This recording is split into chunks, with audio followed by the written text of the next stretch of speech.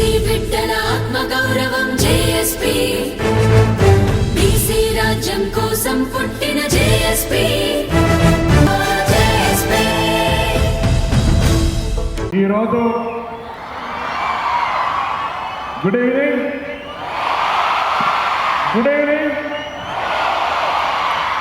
ఈరోజు ఒక చారిత్రాత్మకమైనటువంటి దినం. తెలంగాణ రాజధాని హైదరాబాదులో నడుమ నడిపొట్టున అన్నట్టుగా మనందరికీ స్ఫూర్తిదాత అయినటువంటి జ్యోతిబా పూలే, సావిత్రిబాయి పూలే విగ్రహావిష్కరణ చేసినటువంటి గౌరవ ముఖ్యమంత్రి గారికి, ఉప ముఖ్యమంత్రి గారికి, పిసిసి అధ్యక్షుడికి, మంత్రులకు, వేదిక ఉన్న ఎంపీలకు, ఎమ్మెల్యేలకు, బీసీ నాయకులకు, కార్పొరేషన్ చైర్మన్లకు ఒక్కసారి గట్టిగా సపోర్ట్లతో ధన్యవాదాలు తెలియజేసే సందర్భంగా ఈరోజు మహాత్మా జ్యోతిబా పూలే పేరు వింటేనే, సావిత్రిబాయి పూలే పేరు వింటేనే ఒక చరిత్రలో మార్గదర్శకులుగా మనం ఈరోజు ఇక్కడ ఉండి మాట్లాడగలిగేటువంటి స్థాయిని సంపాదించినటువంటి పూర్తి ప్రదాతలు వాళ్ళు. ఆ విగ్రహాలు రాబోయే కాలంలో మీలాంటి అనేక విద్యార్థులకు తెలంగాణ నిర్మాణంలో అత్యున్నతమైనటువంటి స్థానానికి అదే విధంగా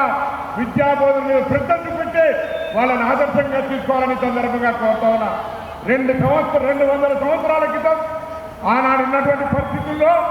అస్పృశ్యత, మనం చదువుకోవద్దని, ముఖ్యంగా విద్యార్థులను చదువుకోవద్దని నియంత్రణ అనువాదంగా ఆనాడు వేదాంతం ఉంటే ఆ అన్ని సంఖ్యలను తెచ్చుకొని సత్యశోధకు పేరుగా ప్రతి ఒక్కరు చదువుకోవాలని అనేక పాఠశాలలు ఓపెన్ చేసి నిర్బంధంలో కూడా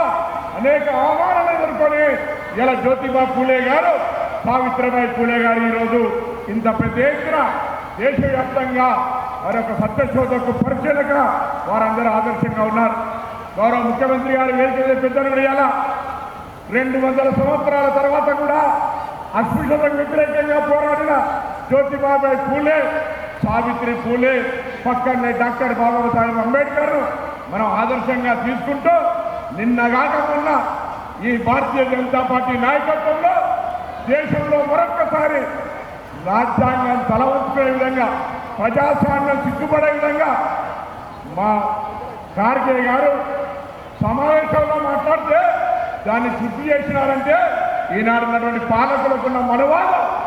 ఆ విధానాన్ని అర్థం చేసుకోవాలని కోరుతా ఉన్నా. ఒక ఖార్గే గారు చాలా కష్టపడి తల్లిదండ్రులను ఆనాడు ఆత్మహత్య అయినటువంటి పరిస్థితులలో ఎదిగి ఇలా అఖిల భారత కాంగ్రెస్ అధ్యక్షుడిగా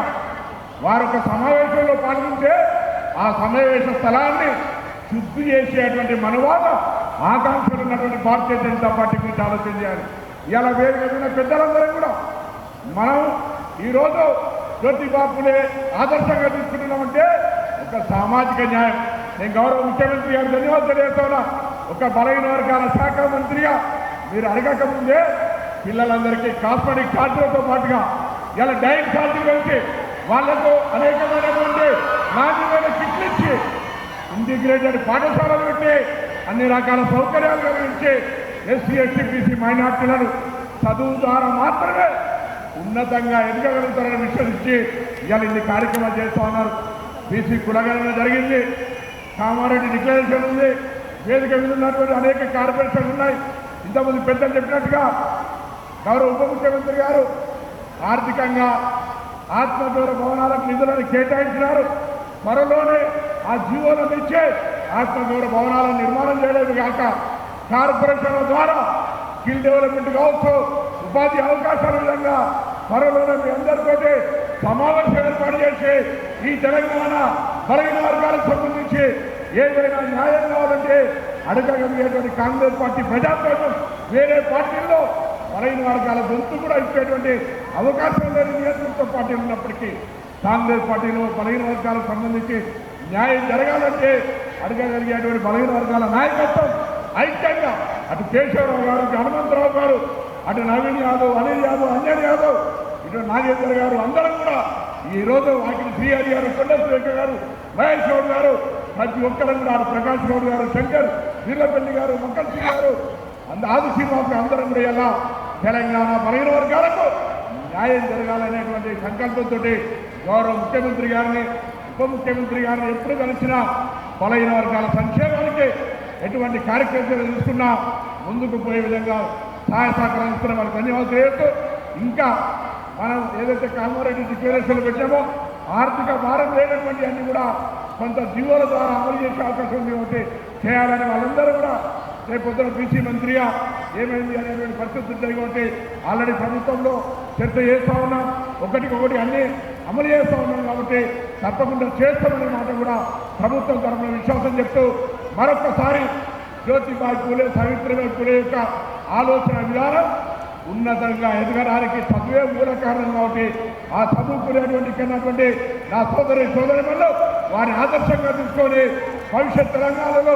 ఉన్నత స్థానాలకు ఎదగాలని ఆకాంక్షిస్తూ వాళ్ళ దగ్గర ఏర్పాట్లు సహకరించిన ప్రతి ఒక్కరికి హృదయపూర్వకంగా ముఖ్యంగా ముఖ్యమంత్రి గారు ఎప్పటికప్పుడు ఏమైంది విగ్రహం అడిగేటువంటి వారు,